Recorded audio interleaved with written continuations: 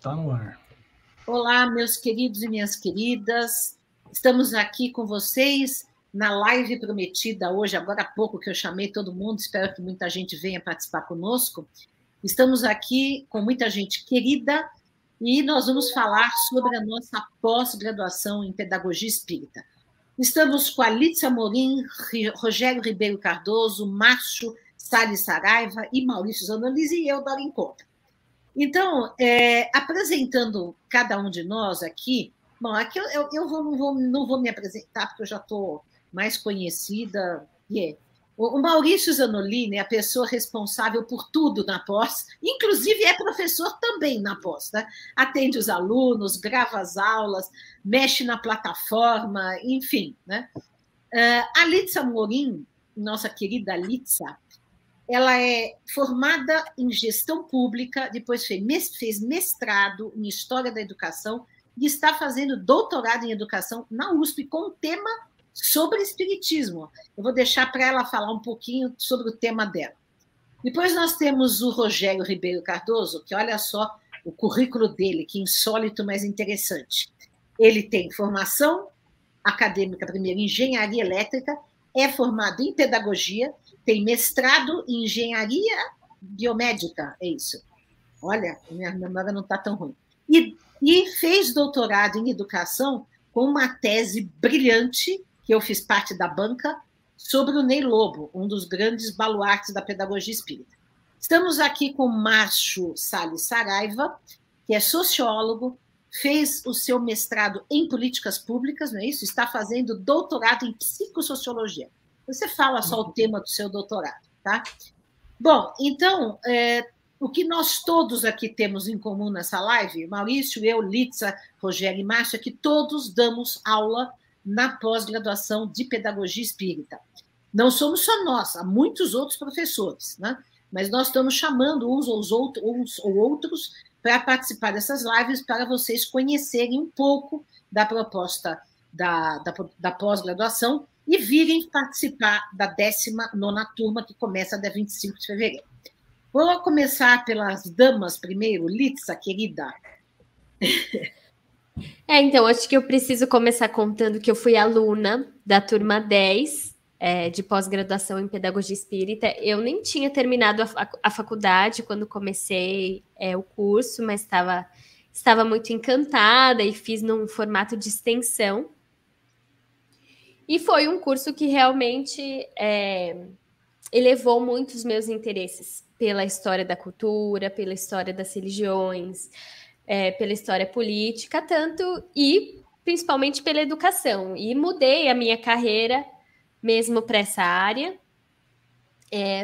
No mestrado, eu estudei as cartas do Pestalozzi, que a maior parte dos espíritas conhece como um educador que formou Allan Kardec, mas Pestalozzi tem uma importância para a história da educação para além do espiritismo, né? Foi um educador muito progressista, de vanguarda.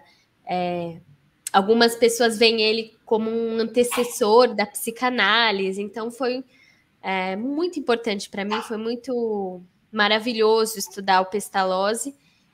Que isso estudado na nossa pós. Os alunos da pós-graduação em Pedagogia Espírita vão poder conhecer, né, esse educador. E depois eu fui me interessando mais por esse aspecto das relações entre as religiões e a política. Foi quando eu conheci a relação entre os espiritualistas dos Estados Unidos, que defenderam muitas causas progressistas no século XIX. Eles defendiam a abolição da escravidão, vegetarianismo, formas mais democráticas de governo, causa dos direitos das mulheres. E isso, assim, me fez perguntar, né? Será que os espíritas no Brasil, quando o espiritismo chega no Brasil, aqui no século XIX, será que eles também tinham essa atuação política engajada, arejada? E fui fazer o doutorado na área de História da Educação, né? Algumas pessoas perguntam, mas espiritismo, educação, o que tem a ver? Tem várias formas, né, da gente enxergar essa relação. Mas na minha pesquisa, a gente vai por um caminho de entender que as religiões formam as pessoas. A educação não acontece só na escola. A gente está o tempo todo se educando através dos filmes, nas religiões, pelos meios de comunicação, jornal, revista, internet, às vezes se educando, às vezes se deseducando, né? Dependendo do caso. Então, o que eu posso dizer é que o curso foi muito... o curso de Pedagogia Espírita me abriu um horizonte de interesse pela cultura que eu não tinha antes, porque eu não vim de uma escolarização tão rica. E hoje eu dou várias aulas. Várias não, né? Acho que umas 3. Uma delas é sobre espiritualismo moderno, então a gente estuda como que surge esse movimento das mesas girantes nos Estados Unidos, na Europa, quais eram as diferenças entre os espíritas da França, os espiritualistas nos Estados Unidos, se acontece alguma mudança quando o espiritismo chega no Brasil. E a gente vai olhar também como que esses espíritas se engajavam ou não nos problemas sociais do seu tempo, né? Então, essa é uma das aulas que eu dou, é sempre muito emocionante. A gente geralmente conta a história da Sojourner Truth, que foi uma mulher negra, a primeira mulher negra dos Estados Unidos que conseguiu sair da escravidão, conseguiu entrar com uma causa judicial contra um homem branco para demandar... como é que a gente fala isso? Para demandar que ela fosse ressarcida pelos danos que aquele proprietário de escravos tinha causado, tinha afastado ela do filho, etc. e tal. É sempre uma história muito, muito emocionante. É uma figura muito famosa nos Estados Unidos que estava envolvida com o movimento espiritualista e geralmente os espíritas não conhecem e a gente vê, né, no século XIX, todo esse debate que a gente faz hoje sobre mulher, classe, raça, a gente pode olhar para aquela época com esse olhar, né? E, como eu falei, eu mudei toda a minha vida para a área de educação. Hoje em dia eu sou coordenadora numa escola e estou me formando na minha segunda graduação em pedagogia também na USP. Esqueci desse detalhe. Acho que é porque eu não queria assustar as pessoas, né? Vão pensar maluca, né? Faz doutorado e graduação ao mesmo tempo, não tem vida, né? Mas são as contingências da vida. Mas o que é legal é que na graduação eu me aproximei de novo de um outro autor que eu já tinha conhecido na pós-graduação em Pedagogia Espírita, que foi o Alexander Neale, fundador da escola Summerhill, que é uma escola experimental, muito inovadora na Inglaterra. É uma escola que foi fundada no começo do século XX e que existe até hoje, né? Atualmente é a filha dele que dirige. Então, assim, foi um educador extremamente radical na defesa da liberdade humana e da liberdade da criança. E conforme fui me aprofundando na vida dele, nos trabalhos dele, a Dora me convidou para ministrar as aulas sobre Summerhill na pós-graduação em Pedagogia Espírita. Então, hoje eu também dou aula disso. Tem um eixo muito legal no curso que é da gente conhecer essas escolas inovadoras, que às vezes não tem nada a ver com o espiritismo, mas tem a ver nessa relação entre o espiritismo ser uma proposta de educação emancipadora, libertária, que preza muito pela autonomia e pela liberdade, né, dos educandos. É um pouco isso. Litsa, então, primeiro uma coisa, a Marise está aqui falando o seguinte: boa noite, Litsa, sua vovó está assistindo. Olha que gente, a minha família é muito coruja, né? Qual não é? Mas tem toda a razão de ser, nesse caso. Mas eu queria falar o seguinte: essas dois campos que a Litsa dá aula na pós, o primeiro é no primeiro ano, que é justamente que trata da releitura do próprio espiritismo, da história do espiritismo, do contexto social, político, histórico, filosófico do espiritismo, né? E a Summerhill está no segundo ano, que trata mais propriamente da pedagogia, né? Então, eu vou chamar o Márcio para falar um pouco, porque ele também está inserido nesse primeiro ano. E depois o Rogério fala que ele está inserido no segundo ano, né? Que é justamente a parte mais pedagógica. Diga, Márcio. Primeiro, eu agradeço o convite da Dora, Litsa, Rogério, Maurício. É uma honra estar com vocês aqui. Boa noite para quem está nos assistindo. A minha relação com alguns temas vem da década de 90, quando eu fazia ainda a graduação na UERJ, né, ênfase em Sociologia e Ciência Política. E ali, no andar de pedagogia da UERJ, eu fui defender um trabalho sobre... que era, na verdade, o trabalho em si era uma defesa chamada por uma pedagogia transpessoal na área de psicologia da educação em 1998, ainda na graduação. Quer dizer, vem daí a minha relação com algumas discussões do campo pedagógico. Depois, eu fui fazer o mestrado em políticas públicas, com uma relação em estudos de gênero, né? Fui estudar as políticas públicas voltadas para a comunidade LGBTQIA+, no Brasil, e a partir daí saiu meu primeiro livro sobre Estado, democracia, políticas públicas e direitos da população LGBT. Eu já vinha também da minha graduação, fiz estágio durante 3 anos na área de Sociologia da Religião, que era um tema que me agradava profundamente. E aí participei de um primeiro trabalho, que foi um levantamento aqui no Rio de Janeiro, de comunidades evangélicas. Na época, também participei com a professora Zeni Rosendahl de uma pesquisa sobre Umbanda, né, espaço sagrado, espaço profano da religião de Umbanda no Rio de Janeiro. E mais tarde, sobre história do neopentecostalismo, que vai ser um dos capítulos do meu trabalho do mestrado. E, para isso, eu também acabei fazendo teologia básica na PUC, né, um curso de 2 anos, para que eu pudesse compreender melhor a linguagem teológica que era utilizada também no campo da sociologia da religião. E agora, mais recentemente, estou fazendo um doutorado na UFRJ, na área de psicossociologia, e estou trabalhando com as questões que envolvem, por um lado, a questão da verdade, né, o que é a verdade, como se constrói verdade, o que é ciência, e, por outro lado, a questão do ódio político, né, o fanatismo ideológico, as fake news, quer dizer, o que é verdade e o que não é verdade, né, o que é uma narrativa e como a verdade se constrói em meio a inúmeras narrativas dentro de uma sociedade. E um dos meus capítulos, claro, eu nunca abandonei a pedagogia, o debate pedagógico, um dos meus capítulos é Paulo Freire, a Revolução da Compaixão, né, que é um resgate da proposta de Paulo Freire no debate sobre ódio, violência e revolução política no Brasil, né? Além da minha preocupação com a educação do consumidor de notícias, né, que tem a ver com o tema da fake news. E é de 2 anos para cá, 2 ou 3, né? Dora talvez vai saber mapear melhor, mas eu acho que de 2 anos para cá, 3, né? Porque tivemos 2 anos, agora nós estamos em 2023, é o 3º ano.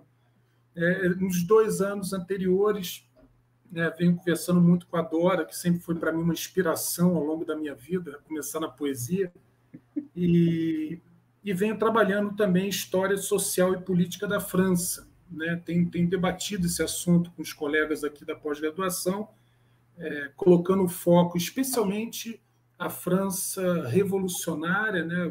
As questões que envolvem a Revolução Francesa e sua luta envolvendo a burguesia, o proletariado contra a aristocracia, e depois os diversos processos, né, de restauração, de contra-revolução, que vai desembocar na sociedade e na política francesa do século XIX, onde nós teremos aí o nosso querido mestre Allan Kardec, né, que vai emergir com todo o seu trabalho, vulgarmente chamado de codificação, exatamente numa época muito difícil, numa época de uma certa restauração reacionária na França, né, com o sobrinho de Napoleão, E esse é um dos temas que eu venho debatendo com o pessoal aqui da pós. Para mim é um prazer e espero poder contar mais e mais com isso.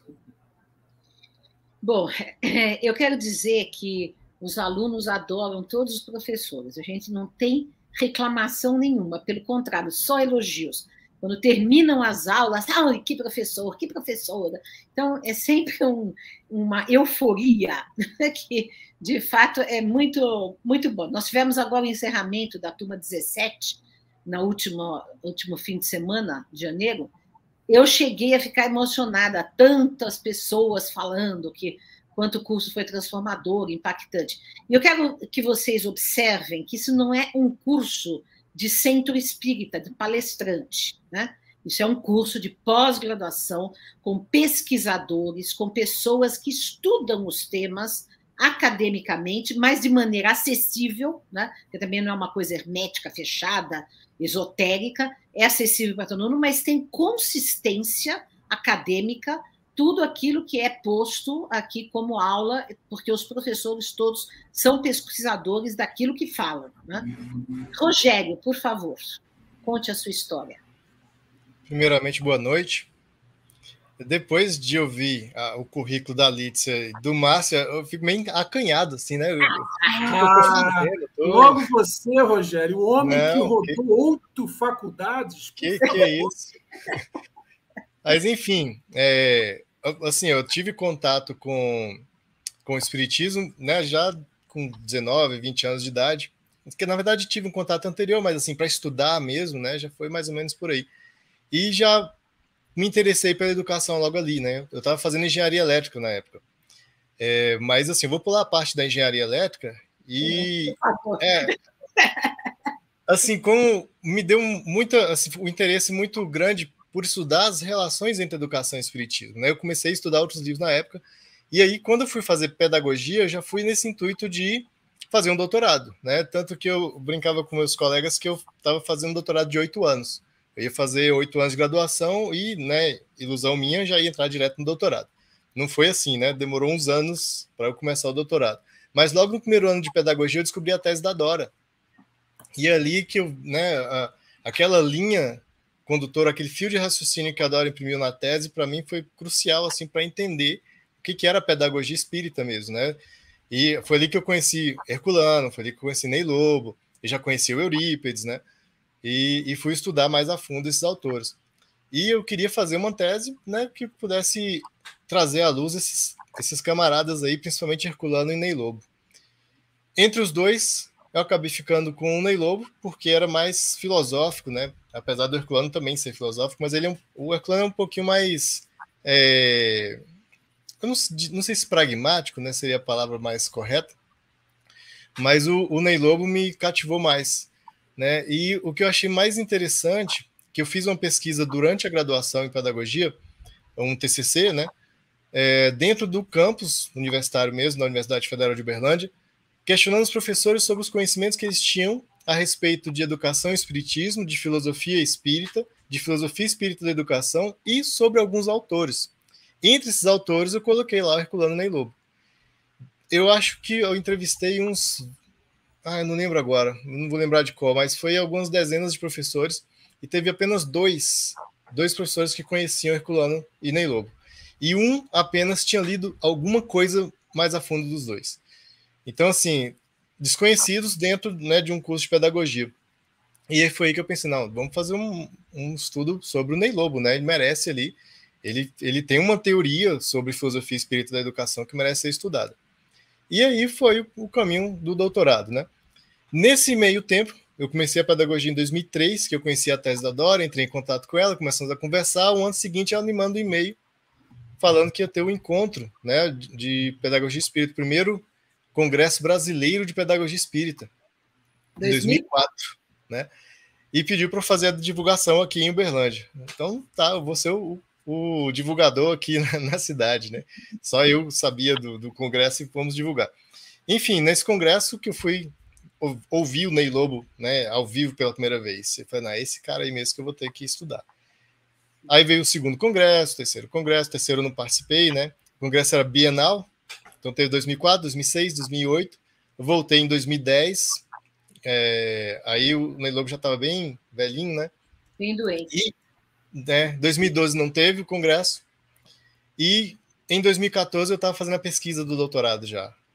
E eu pude participar do congresso em 2014, falando, né? Não mais assistindo, mas palestrando no congresso sobre o Ney Lobo.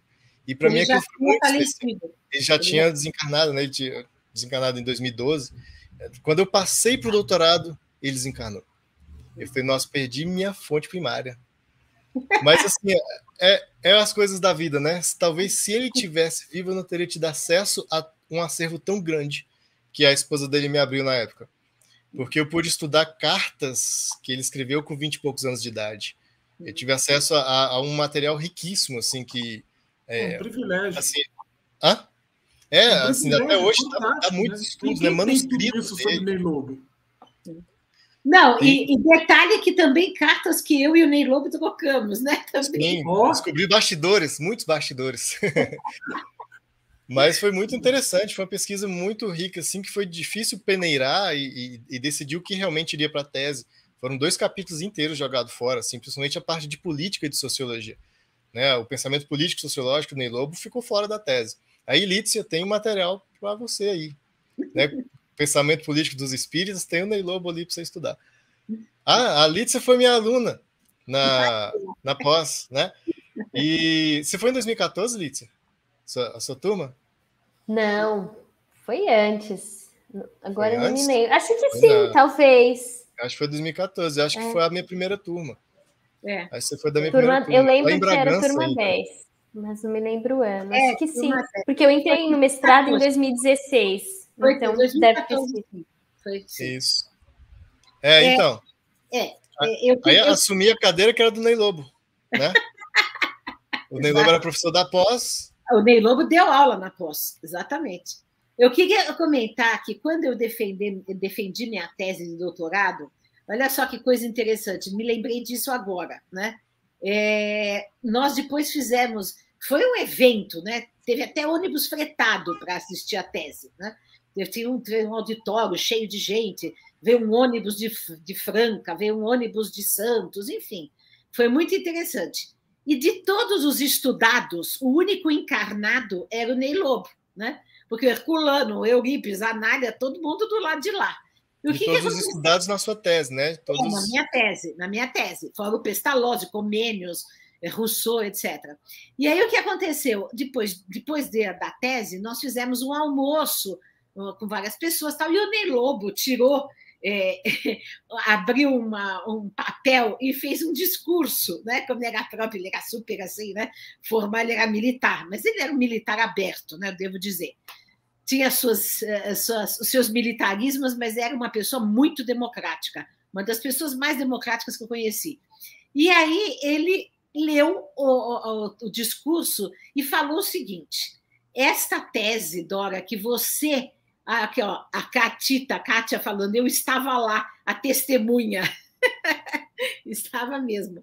Ele falou, esta tese que você acabou de defender é um cavalo de Troia, que você acabou de colocar dentro da universidade. Desse cavalo de Troia vão sair vários mestrados, doutorados, e é fato, olha aí, o Alessandro fez sobre Eurípides, a Samantha Lodge fez sobre a Anália Franco, a Litsa fez sobre o Pestalozzi, o Rogério fez sobre o Ney Lobo, a Litsa agora está fazendo sobre a questão política, e tantos outros que fizeram, André Andrade... O Alessandro fez sobre o Eurípides. Acabei de falar, o Alessandro fez sobre...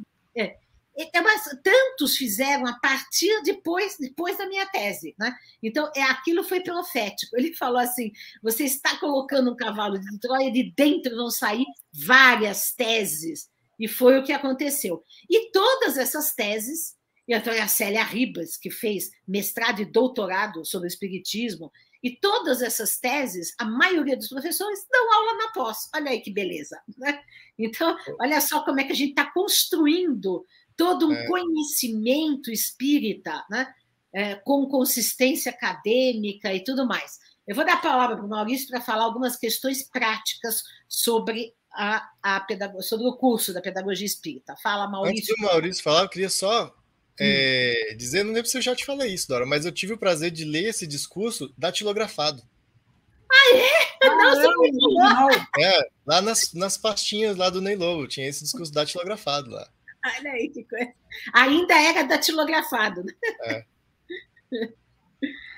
Diga, Maurício. Bom, gente, quem está assistindo, eu já vi que tem vários alunos, ex-alunos, alunos ainda e futuros alunos que já estão aqui também, alunos dessa nova turma que a gente vai começar agora no dia 25 de fevereiro.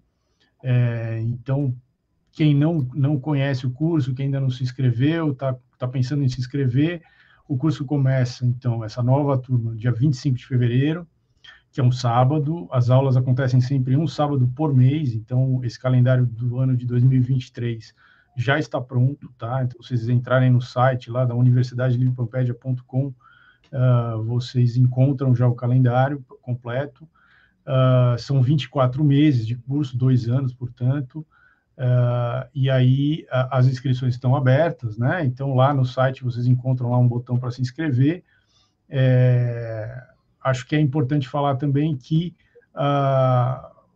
o curso, todo o material do curso, inclusive as aulas acontecem pelo Zoom, tá? Elas são ao vivo, portanto, né? É online, mas é ao vivo. Todas as pessoas estão ali no mesmo momento, por isso que tem uma interação entre os alunos, tá? Uma troca com os professores. Essas aulas são gravadas, tá? Todas as aulas são gravadas, e depois a gente disponibiliza tanto as aulas gravadas quanto outros materiais, como textos, filmes, vídeos, apresentações de PowerPoint, e coloca todo esse material, então, numa plataforma, que é uma plataforma de cursos à distância, que a gente tem também, da Pampédia, e aí vocês vão ter acesso a esse material posteriormente à aula. A cada aula, a gente, né, alguns dias depois, a gente disponibiliza para vocês reverem, se aprofundarem e tal. Então, se vocês não puderem estar presente naquela aula, numa aula específica, vocês também podem ver depois, né? A gente recomenda, obviamente, que vocês assistam ao vivo, que é muito mais interessante, tem interação e tal, mas, óbvio, que tem esse recurso também de assistir depois, caso vocês não possam, por algum motivo. Mas, além desses recados técnicos, eu queria falar uma coisa que é importante, que é assim, vocês viram aí pelas falas das pessoas, que a gente vai circulando o assunto, o espiritismo do Kardec, a partir de vários pontos, né? Então, a gente vai lá para os Estados Unidos, no século XIX, para entender o espiritualismo moderno que estava rolando. A gente faz um panorama do final do século XVIII e todo o século XIX na França, para entender o contexto onde o Kardec cresceu, se desenvolveu, desenvolveu suas ideias e escreveu sobre o espiritismo. A gente vai olhar os anos 60, como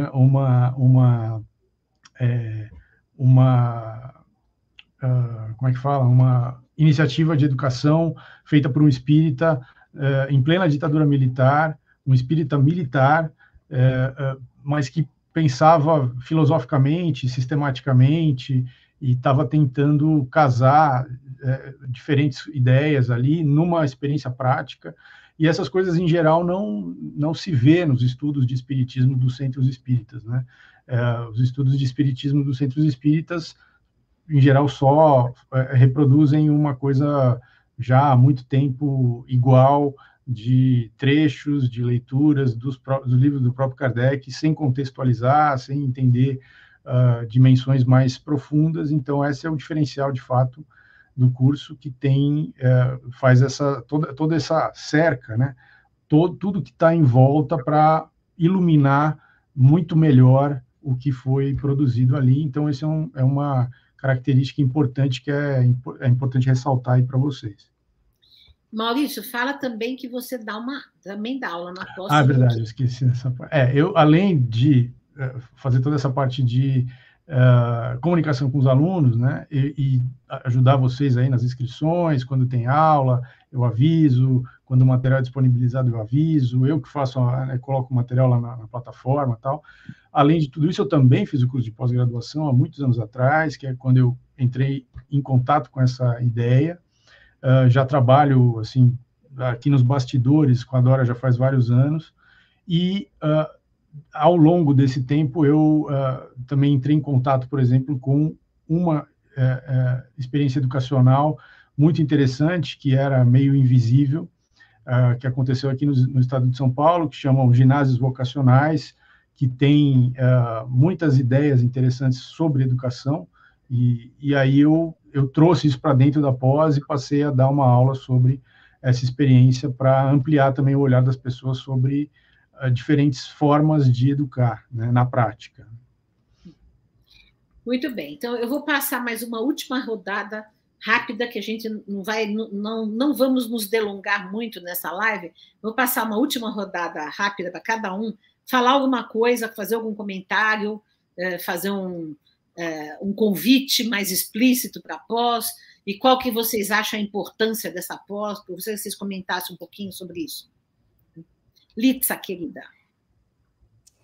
Eu vou na linha do que o Maurício falou sobre a gente precisa conhecer melhor o contexto histórico de surgimento do espiritismo, para entender verdadeiramente os significados das palavras, né, daquelas pessoas que a gente acha que entende tão bem, né? Por exemplo, Allan Kardec, Leon Denis e tal.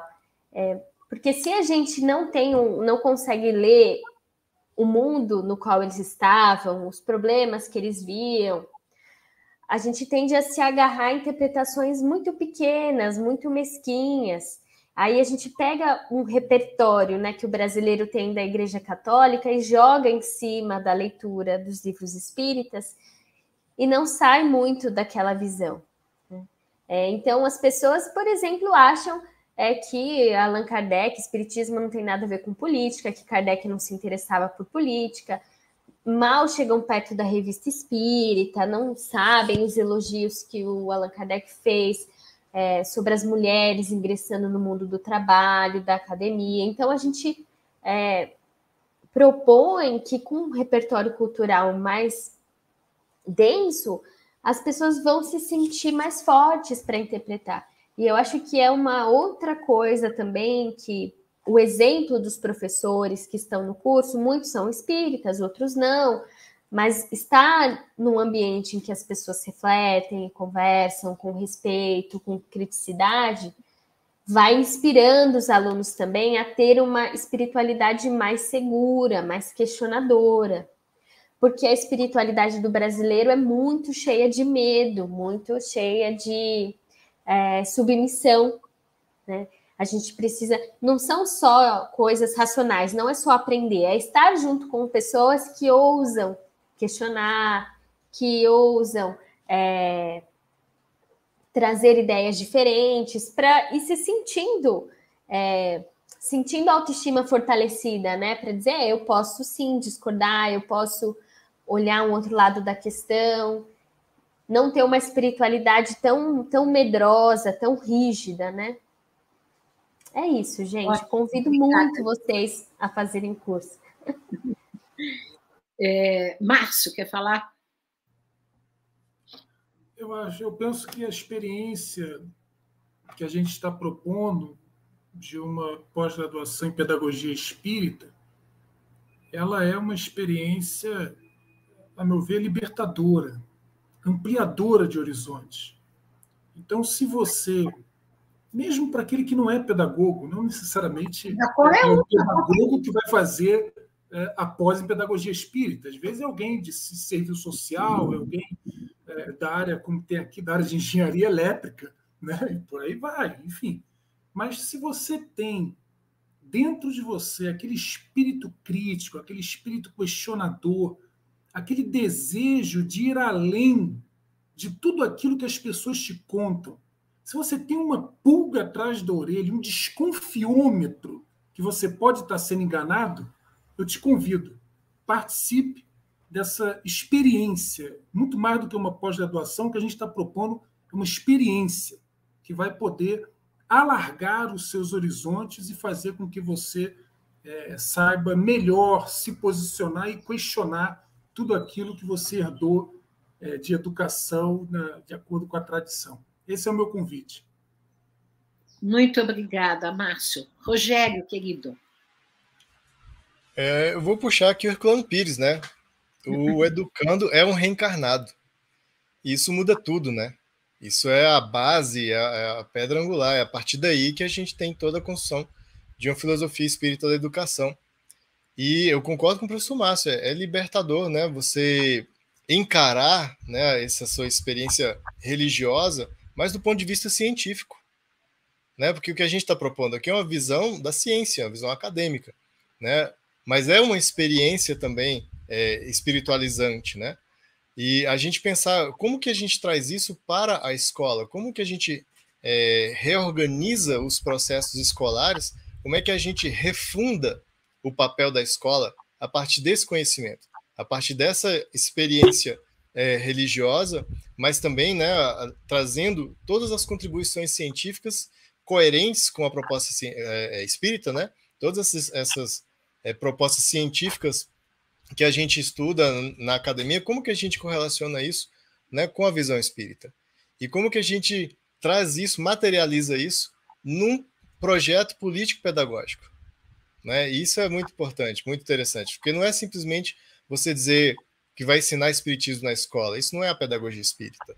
Né? Ou simplesmente todos os professores são espíritas, estão imbuídos do espírito do conhecimento espírita, né, do sentimento, encara todos os alunos como espíritos reencarnados, mas a prática não condiz com isso, né, com esses fundamentos. Como que é, então, uma escola espírita? Como que ela deveria ser? E todas essas discussões a gente tem no curso da pós, né? Não existe uma resposta de como deve ser essa escola, mas existem várias ideias que sejam coerentes, né, com essa convergência, né, do espiritismo com a educação. Que é desde o início, né? É desde o início. A Lícia está resgatando o Kardec lá atrás, o Kardec histórico, mas é o Kardec educador também, né? O professor. Também falamos sobre isso, né? Que, inclusive, a primeira vez que foi publicado no Brasil um livro com os textos pedagógicos do Kardec, do Hippolyte Léon Denis Rival, fui eu que fiz. Aliás, foi o primeiro livro da editora Comênios, que as 3 entidades que compõem todo o nosso trabalho é a Associação Brasileira de Pedagogia Espírita, a Universidade de Pampédia e a Editora Comênios. A Editora Comênios é a mais antiga, foi fundada em 98, e nós temos, inclusive, muitos livros que dão base e apoio para o próprio curso. E nós estamos ainda precisando publicar a dissertação da Lícia sobre pestalose e o doutorado do Rogério sobre o Ney Lobo. Ainda não fizemos isso. Estou esperando. Sabia que você ia falar disso. Mas eu tinha que falar. Quem sabe esperando. A gente ajuda.